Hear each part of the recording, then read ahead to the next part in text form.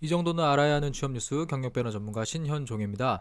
제가 좀 개인 건강과 좀 여러 일정 때문에 그동안 좀 업로드를 못했는데 요번에 좀 제가 특집으로 이 해외 영업 직무를 세 번째 편으로 좀 준비를 했어요. 요번 편을 계기로 계속 여러분들하고 약속한 날짜에 업데이트 할 수 있도록 노력하는 계속 이 방송을 이어가도록 하겠습니다. 제가 요번에 좀 준비해 온 거는요. 제가 저번에 이제 영업 직무를 한번 얘기를 했었고요. 뭐 공기업 특집도 한번 했었고요. 이런 직무 왜 중요한가 이런 것도 제가 좀 다루었었는데 오늘 제가 좀 다뤄볼 주제는 해외 영업이에요. 제가 이번에 서울에 있는 어떤 학교에서 여름방학 그 이 취업 프로그램으로 해외 영업하고 이 SCM과 관련된 직무를 맡아서 지금 가르치고 있거든요. 그래서 여러분들 이 해외 영업 직무, 이 직무를 좀 어떻게 내가 접근하는 게 중요한가, 어떤 일을 하는가 이런 걸 사실 잘 알아야 여러분들이 어느 쪽에 내가 취업을 할지, 어떤 기업이 이러한 직무를 선발을 하는지 이런 게 보이거든요. 그래서 오늘 제가 한 5가지 정도로 좀 나눠가지고 여러분들하고 이 프로그램을 좀 진행해 보려고 합니다. 일단 처음에 제가 여러분들하고 같이 다룰 주제는 해외 영업과 국내 영업직 다른 부분 그리고 같은 부분 이 부분을 좀 같이 얘기를 해보고요. 그 다음에 해외 영업 직무 취업을 위해서 필요한 경험과 역량 그리고 스펙 제일 많이 궁금해하시는 부분이죠. 그 다음에 여러분들 해외 영업 그러면 보통 바로 해외 영업 다음에 붙는 게 영어예요. 근데 과연 영어를 잘한다고 뽑는 직무인가? 이 부분에 대해서는 우리가 한번 좀 고민해 볼 필요가 있거든요. 그걸과 같이 한번 얘기를 해보고요. 그 다음에 해외의 신규 바이어를 발굴하는 일은 과장급 정도 돼야 하는 일이다. 그리고 마지막으로 무역, 재무지식, 그리고 프레젠테이션 능력은 준비되어 있습니까? 해서 제가 5가지로 조금 나눠봤습니다. 하나씩 이야기를 해보면서 여러분들 해외 영업 직무 어떤 것인지 한번 직무 특집 진행해 보도록 하겠습니다. 여러분들 이런 직무를 정하는 거는요. 일단 여러분들 잘 생각해야 될게요. 직무를 하기에 앞서서 본인의 자기 분석부터 해야 돼요. 왜냐면 내가 지금 그 여러 가지 내가 뭐 추구하는 거나 가치라던가 여태까지 준비해 온 것들이 정말 내가 이 직무에 맞나? 이걸 먼저 스스로를 한번 분석해 보는 시간이 먼저 필요합니다. 그 다음에 본인의 어떤 분석이 끝났으면 내가 여태까지 경험해 왔던 것들, 그러니까 대학교부터 지금까지 취업 준비를 해오면서 수많은 경험들이 있었을 겁니다. 그 경험들 중에서 이 직무와 연관되는, 그러니까 가장 우선순위가 높은 것들을 정리를 해볼 수가 있거든요. 근데 여기서 정리를 하는데 특별히 찾을 게 없어요. 그러면 사실 이 직무랑 맞는 게 없기 때문에 이 직무를 포기하시는 게 좋거든요. 내가 하고 싶은 것도 있지만 사회에서 필요로 하는 것도 있고요. 내가 할 수 있는 것도 있고요. 여러 개 좀 달라요, 여러분들. 그래서 여기를 경험 소재 정리하는 부분에서 한번 고민해보고, 자, 여기까지 끝나갖고 좋아, 맞다라고 싶으면 그때부터 직무 분석을 하시는 거고, 거기에서 여러분들이 이제 디시전 메이킹 해야 돼요. 대기업에서 이 직무를 뽑는 데가 있는데 만약에 중견기업인데 해당 직무를 뽑는 것도 있어요. 내가 어떡하지? 한번 지원해볼까? 자, 이런 이제 선택까지 가는 겁니다. 그래서 여러분들 이런 직무 분석이 중요하고 특히 해외 영업 여러분들이 내가 여기에 맞나도 한번 고민해 보면서 좀 이런 직무를 다뤄보는 게 필요하다라는 얘기를 먼저 드리겠습니다. 자, 그러면 해외 영업과 국내 영업직이 다른 부분, 같은 부분 같이 이야기를 좀 해보려고 하는데 제가 위아래로 좀 나눴죠, 화면에. 예, 일단 다른 부분을 먼저 좀 써봤는데요. 일단 여러분들 기본적인 업무는 영업 관리 업무랑 상당히 비슷해요. 그런데 거래처가 국외에 있는 게 조금 다른 거죠. 그 다음에 여러분들 국내 영업직은요, 이 약간 대면 업무가 많죠. 뭐 거래처를 만난다거나 아니면 내가 관리하고 있는 쪽에 사람들 만나거나 이렇게 좀 대면 업무가 많은데 해외 영업직 같은 경우는 비대면 업무가 상당히 많아요. 그러니까 왜냐면 이 공간적으로 거리가 멀죠. 자주 만날 수가 없죠. 그래서 주로 뭐 전화, 특히 이메일이 제일 많거든요. 그래서 이런 비대면 업무가 상당히 많다라는 거 이게 조금 있고요. 그 대신에 여러분들 방금 제가 얘기했지만 비대면 업무가 많기 때문에 그만큼 문서로 하는 일들이 많겠죠. 그리고 전화 업무 같은 경우는 여러분들 이 말할 때 해외랑 할 때 우리가 왜 뉘앙스라던가 어떤 뭐 숫자를 잘못 얘기하거나 이런 식으로 조금 있을 수 있기 때문에 어떤 업무 진행 상황, 진척도를 보는 데 있어서는 전화를 할 수 있을지 모르겠지만 실제로 거래에서 어떤 숫자가 들어가는 얘기 같은 경우는 사실 다 이메일로 해요. 그래서 이런 점 사전에 좀 알고 있어야겠죠. 그럼 여러분들 내가 페이퍼워크 하는데 또는 뭐 영어를 이렇게 그 스피킹 플루언시가 높진 않지만 내가 이런 문해력 또는 아니면 이쪽에 읽고 있는 어떤 그 문장의 어큐레이시라고 하죠. 정확성 이런 게 높을 경우에는 사실 말을 잘 못하더라도 이 진행하는데 이쪽에 지원해서 업무 진행하는데 괜찮거든요. 그래서 이런 부분도 내가 강약 한번 좀 따져볼 수가 있겠고요. 그리고 국내 영업 업무 같은 경우는 취급 제품이나 이런 것들이 확장성이 좀 큰데 반해 해외 영업 같은 경우는 모든 제품을 수출하지는 않잖아요. 그래서 취급하는 제품이 좀 한정적이다. 이런 부분 좀 알아두시면 좋겠고요. 그리고 해외 영업은 B2C보다는 B2B가 그래도 압도적으로 많아요. 그래서 여러분들 특히 공대가 아닌 그 취업 준비생들은 어떤 이런 기계 제품이나 조립 제품이라던가 이런 그 B2B 제품을 별로 본 적이 없거든요. 왜 만들어지는지도 잘 모르고. 그래서 이런 쪽의 제품들이 사실 더 많습니다. 그래서 여러분들 이런 쪽에 좀 제품들이 어떤 게 있는지 기업들이 내가 지원할 때 이 기업이 다루고 있는 제품이 뭐지? 이런 거 정도는 조금 알고 계시는 게 중요하다라는 거 좀 기억하시면 좋겠고요. 그리고 또 이런 부분이 있어요. 약간 같은 부분을 제가 좀 이렇게 좀 따져 보니까 이런 게 있습니다. 상품 판매를 위해서 시장의 어떤 진입 전략, 유지 전략, 경쟁 전략, 그리고 위기 관리 계획을 수립하는 일은 상당히 비슷합니다. 국내 영업 같은 경우도요. 내가 지금 만약에 뭐 예를 들어서 케첩을 담당하고 있는데 저번에 제가 설명했겠지만 저쪽 상대방 기업이 만약에 원 플러스 원 하게 되면은 위기가 오는 거죠. 매출이 줄어들 거니까. 자, 그런 것들을 사전에 검토하고 이 이후에 대처 방안 이런 것들을 만들어내는 그런 페이퍼워크들이 있거든요.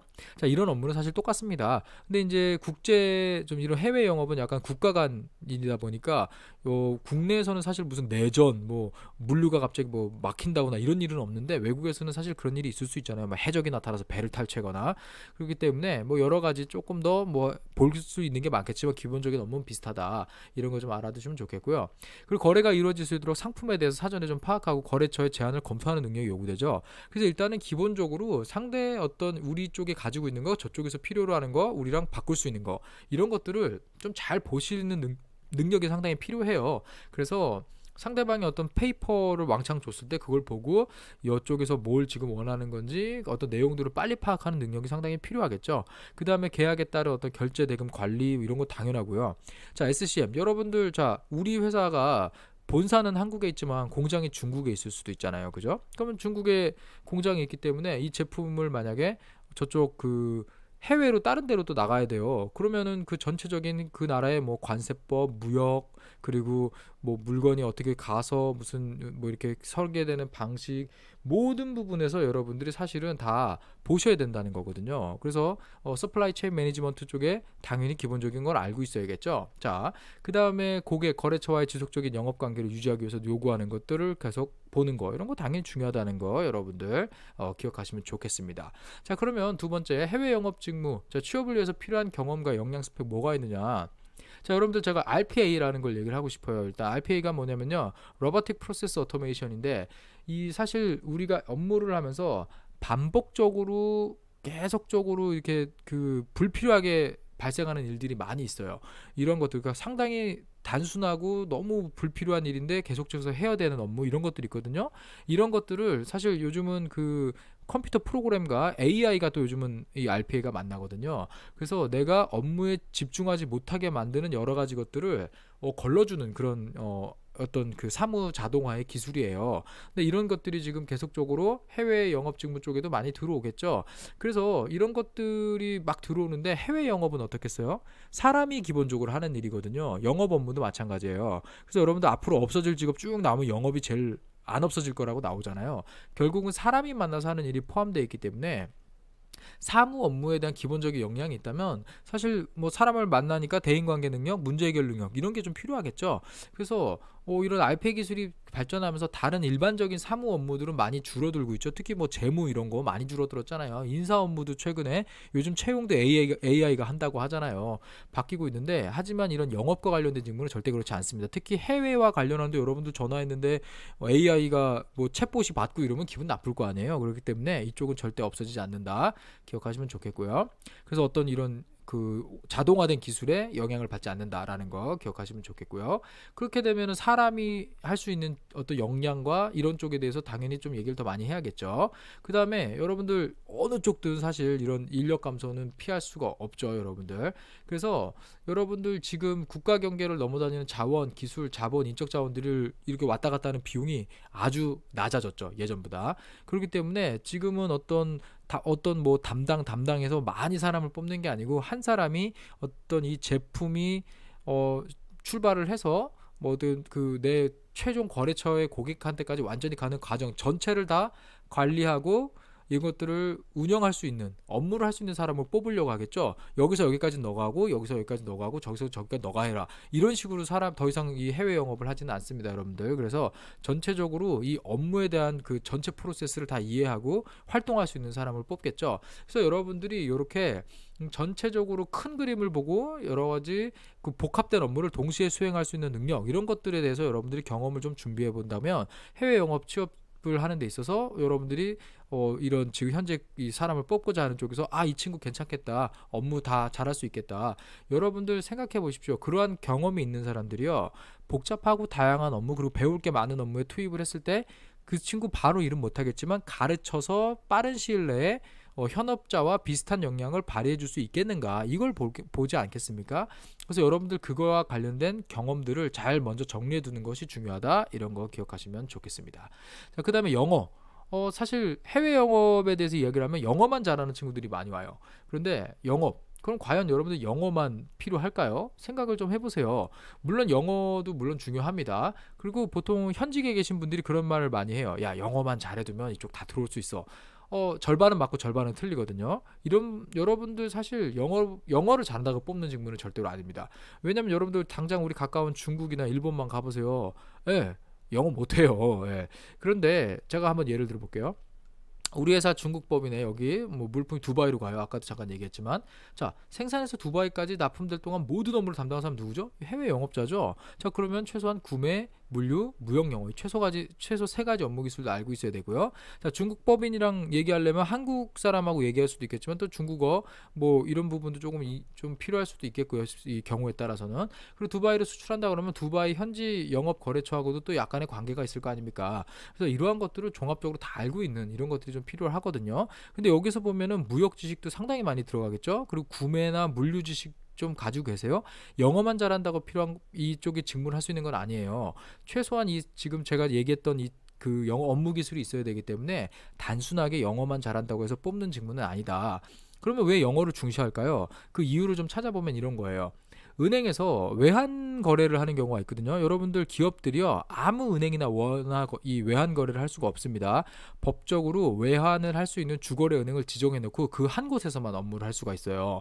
그래서 대기업들은 1층에 이 은행들이 들어와 있죠. 외환 업무 때문에 들어가 있는 거거든요. 그래서 여러분들 대기업 본사나 이런 데 딱 들어가 있는 1층에 있는 은행이 거기 주거래인 경우가 상당히 많습니다. 자, 그런데 외환 거래를 할 때요, 서류를 첨부해야 될 거 아니에요. 여기에 중국어, 러시아어로 돼 있는 서류 내면 안 돼요. 안 받아줍니다. 기본적으로 영어로 된 서류를 내야 되고요. 만약에 중국이랑 거래하더라도요, 중국어로 된 계약서 도장 꽝 찍어갖고 보내주면 아무것도 못해요. 영어로 공증된 서류를 줘야 되거든요. 그래서 이 영어가 이것 때문에 영어가 상당히 중요하다는 얘기를 많이 하는 건데, 영어 당연히 필요는 하죠. 그런데 기본적으로 여러분들 현지 사람하고 어떤 이야기를 하고 뭐 이런 것들을 하고 뭐 거래를 얘기하고, 만약에 뭐 1년에 한두 번 어디서 만날 수도 있잖아요. 이런 뭐 컨벤션 같은 데서 영어 물론 기본적으로 통하겠지만 현지어로 좀 소통하면서 그쪽 사람들하고 어떤 이문화 이해력을 가지고 그쪽에 대해서 좀 존중해주고 우리 쪽에 대해서 소개해주고 이러면 더 좋아하겠죠. 자, 이런 것들이 좀 여러분들 필요한 역량이다, 이러고 좀 생각하면 되겠고요. 그리고 아까도 얘기했지만 말의 유창성보다는 이 문해력이나 문장을 정확히 읽어내는 정확성이 요구된다, 이런 것도 여러분들 하나 참고하시면 좋겠습니다. 자, 그래서 그리고 또 해외 영업에 대해서 얘기하면요, 무슨 이렇게 가방 하나 들고 막 뛰어가고 막 외국에 나가서 한 2-30일 정도 막 이렇게 돌아다니면서 막 일을 할 거라고 되게 생각하는 경우가 있는데, 여러분들 신규 어떤 그 바이어를 만나가지고 거래를 튼다라는 거는요, 상당히 큰 일입니다. 그래서 그 정도 되는 업무라면요, 제가 볼 때는 한 과장이나 차장급 정도는 돼야 이 일을 할 수가 있어요. 신입사원한테 절대 맡기지 않습니다. 그래서 여러분들 한번 좀 생각을 해보세요. 일반적으로 부서별로 정해진 수입과 수출 업무가 있죠. 이런 것들을 좀 대신해서 수행을 하면서 우리 사내에 있는 어떤 이 제품을 담당하는 것과 해외에서 이 제품을 필요로 하는 곳들, 자, 이런 것들을 같이 중개하는 역할을 하는 게 해외 영업이에요. 그런데 여러분들 뭐 이렇게 멋지게 딱 수트 입고 샘플 케이스 딱 들고 막 유럽 뭐 아프리카 막 돌아다닐 것 같죠? 자, 이런 거는요, 상당히 옛날 얘기예요. 상당히 옛날 얘기고요. 지금 만약에 여러분들, 자, 그래요, 좋아요, 입사를 했어요. 자, 두바이에서 터키까지 한 30일 정도 출장 계획을 딱 주면서 중동의 새로운 계약처를 한번 네가 발굴해봐라 라고 딱 줬어요. 여러분들 그럼 가능하시겠어요? 할 수 있겠어요? 여러분들 이런 질문하면 약간 뭐야 이러면서 반발 심리로 좀 가능한데요? 이렇게 얘기하는 친구들이 많아요. 자, 근데 우리 냉정하게 한번 생각해 봅시다. 중동 국가 사람들 만나서 얘기해 본 적 있습니까? 이런 뭐 이슬람교 잘 아세요? 아랍어 됩니까? 자, 그리고 비즈니스 매너 혹시 아세요? 혹시 아랍 사람들 명함 받았을 때 이름만 보고 이 사람이 왕족인지 아닌지 구분할 수 있으세요? 몰라요. 그렇기 때문에 여러분들 현지에 대한 지식이 전혀 없기 때문에 이런 일 주면 못해요. 자, 물론 뭐 한 개 정도 예스할 사람도 있겠지만 제가 볼 땐 거의 없고요. 자, 여러분들이 만약에 일을 해서 한 과장직까지 승진하면서 중동 지역을 오랫동안 좀 담당을 했었고요. 만약에 우리 제품에 대해서 많이 잘 알고 있고 뭐 몇 년 동안 이런 컨벤션 다니면서 현지에서 명함 받은 것들도 좀 많이 있어요. 이쪽 지역에. 자, 그랬을 때 한번 출장 계획을 잡고 이쪽 좀 만나고 하면서 한번 거래를 터보겠다. 가능하겠죠. 자, 이 정도는 여러분들 경험력이 쌓여야 해당 업무를 할 수가 있겠습니다. 그래서 어떻겠어요, 여러분들? 그럼 이런 일을 하게 되다 보면은 뭐 이런 뭐 주재원이라든가 지역 전문가 이런 쪽으로도 좀 내 그 업무 영역을 확대할 수도 있겠고요. 아니면 회사에서 계속 성장하는 걸 보여주기 때문에 상당히 좋아하겠죠. 근데 여러분들 좀 급한 마음이 있어요. 이런 성장에는요, 시간이 상당히 중요합니다. 어느 정도 시간에 비례해서 성장을 할 수 있는 직무거든요. 해외 영업이란 게 영어만 잘한다고 되는 건 아니에요. 그래서 여러분들 조금 긴 호흡으로 이 직급을 바라봐야 된다는 점 꼭 기억하시면 좋겠습니다. 그래서 여러분들 해외 영업은요, 총 해외 영업만 갖고 뽑지는 않는다고 저는 여러분들한테 얘기하고 싶어요. 그래서 무역 사무를 잘 아셔야 됩니다. 그러니까 잘 알진 않더라도요, 기본적인 내용은 아셔야 돼요. 그리고 물류, 구매. 그래서 여러분들 해외 영업 쪽을 준비를 하다 보면요, 무역직이나 물류나 구매 쪽도 지원할 수 있는 거 아니야? 라는 생각을 하거든요. 네, 할 수 있어요. 네, 그래서 여러분들 해외 영업을 하게 되면 물류랑 구매도 같이 알아야 된다. 기억하시고요. 그 다음에 우리 제품에 대한 것도 알아야 되니까 생산 관리나 국내 어떤 이런 이 물류 시스템 같은 것도 좀 있겠죠. 이런 것도 좀 지식이 필요하고요. 그 다음에 수출입 영업, 네, 이쪽까지 해서 해외 영업에는 총 한 4-5가지 직무 영역이 포함되어 있다. 자, 그래서 여러분들 해외 영업을 준비한다. 조금 더 지원할 수 있는 지원 폭을 넓힐 수 있다라는 거 꼭 기억하시면 좋겠습니다. 자, 그러면 제가 마지막으로 무역, 재무지식 그리고 프레젠테이션 능력 준비되어 있습니까? 자, 제가 한 공통적인 능력을 한번 좀 생각해 봤어요. 의사소통 능력 당연히 중요하죠. 그 다음에 무역 지식이 있어야 됩니다. 그 다음에 경영에 대한 재무 지식이 어느 정도 있어야겠죠. 돈을 다루니까. 왜냐하면 자금에 대해서 이런 대금에 대해서 관리 업무를 하기 때문에. 자, 그 다음에 상호 문화 이해력이 상당히 중요하죠. 여러분들 이 상호 문화 이해력이라는 게 이문화 이해랑 똑같은 건데, 상대방에 대한 문화를 이해할 수 있는 능력이 있어야 현장에 가서도 어떤 여러 가지 돌발 상황에 대비할 수가 있거든요. 그리고 기본적으로 우리 회사 제품을 잘 알려야겠죠. 프레젠테이션 능력 아주 중요하다. 자, 그 다음에 영업관리 직무 마스터가 되셔야 돼요. 영업관리에서 하는 일은 해외 영업에서 다 한다는 겁니다. 그리고 여러분들 해외 같은 경우는 어떤 짜여진 업무라던가 지금 반복적인 그 관리 업무가 주를 이루거든요. 그래서 매뉴얼 중심 업무예요. 그래서 기본적으로 매뉴얼을 잘 따를 수 있는 이런 그 업무 수행 방식 이런 걸 잘 아셔야 되고요. 그 다음에 마진에 대한 이해가 필요하죠. 여러분들 돈이 안 남으면 할 수가 없잖아요. 그런데 구매 같은 경우는 사전에 먼저 선제적으로 대응해서 비싸질 건 사고, 또 이런 좀 싸질 것 같으면은 일단은 재고를 좀 떨어내면서 대비를 하고, 이런 식의 약간의 그 조정이 있잖아요. 이런 것들이 다 프로핏하고 연결되거든요. 그래서 여러분들 이런 마진에 대한 이해, 그 다음에 마지막으로 컴플레인 대응 능력. 기본적으로 물건이 제 시간에 딱 해서 딱 정확하게 도착하면 너무 좋은데, 이 해외 영업 업무를 하다 보면 제품이 출발해서 가기까지 여러 가지 컴플레인이 나타날 수 있어요. 그렇기 때문에 여러분들 이러한 것들을 어떻게 대응할 수 있을지, 자, 이런 것들을 한번 대응해 본 경험, 자, 이런 것들을 여러분들 내 경험 중에 비슷한 게 있는지 한번 찾아보시고요. 그런 것들을 위주로 자기소개서를 써주시고요. 그 다음에 면접에 대비해 보신다 그러면 충분히 여러분들 이런 해외 영업 직무 취업하는데 어렵지 않겠다, 이런 좀 조언을 드리도록 하겠습니다. 네, 제가 이 정도 좀 해외 영업에 대해서 짧게 좀 준비를 해봤습니다. 직무 이야기하면 끝도 없어요. 사실 오늘도 제가 3시간 정도 직무 얘기를 하다 왔는데 방송 그렇게 길면 아무도 듣지 않으니까 좀 짧게 준비해봤습니다. 꼭 여러분들 필수적인 내용이니까 한번 참고해 보시고요. 그리고 제가 조금 이제 지금부터는 조금 계속 원래 업데이트하던 대로 정기 업데이트를 계속 진행을 하겠습니다. 계속 많은 관심 부탁드리겠습니다. 경력변화 전문가 신현종이었습니다. 감사합니다.